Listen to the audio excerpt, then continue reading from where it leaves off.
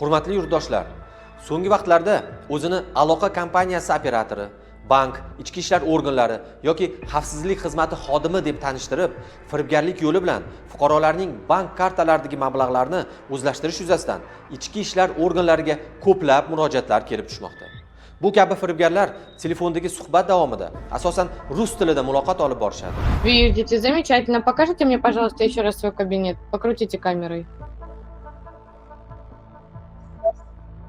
А почему у вас опять в кабинет дверь открыта?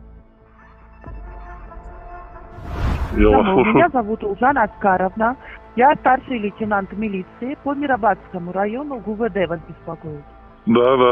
В отдел милиции поступило вчера заявление, подделка документов указана. Вас беспокоит начальник Мирабадского органа внутренних дел. А вы подскажите, по какой причине вы не дали отказ от сотрудничества со следствием? Не, подождите. Речь идет Да. о том, что аферисты сейчас используют ваши документы в мошеннических целях. Yanada ishonch qozonish uchun soxta hujjat tayyorlab, messenjerlar orqali sizga yuborishadi. Firibgarlar o'zini tergovchi, profilaktik inspektori, boshqarma boshlig'i deb tanishtirishi yoki ochiq manbalardan foydalangan holda xodimlarning formali fotosuratlari bilan soxta akkauntlardan xabar yuborishlari mumkin. Esingizda bo'lsin, telefoningizga kelib tushgan turli APK virusli ilovalarni, hatto eng yaqin tanishingizdan kelgan bo'lsa ham aslo ochmang. Begona odamlardan siz kiberhujumga uchraganingiz va bank kartangiz xavf ostida ekanligi, operatsiyani to'xtatishni so'rab messenjerlardan kelayotgan audio va video qo'ng'iroqlarga ham umuman javob bermang. Agar siz soddalik qilib sizga aloqaga chiqqan odamni asli kimligini tekshirmasdan, ular so'ragan SMS kodni tasdiqlasangiz, firibgarlarga bank kartasining boshqaruvini topshirgan bo'lasiz.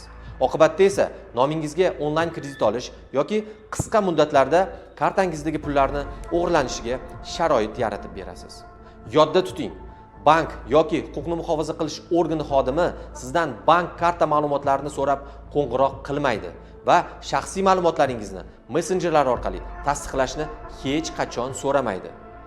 Hech bir davlat idorasi xodimi sizdan bank rekvizitlari yoki parollarni so'rashga haqqi ham yo'q. Begona odam bilan telefonda suhbatlashganda shubhalanishni odat qiling va yaqinlaringizga buni doim eslatib turing. Ogoh bo'ling.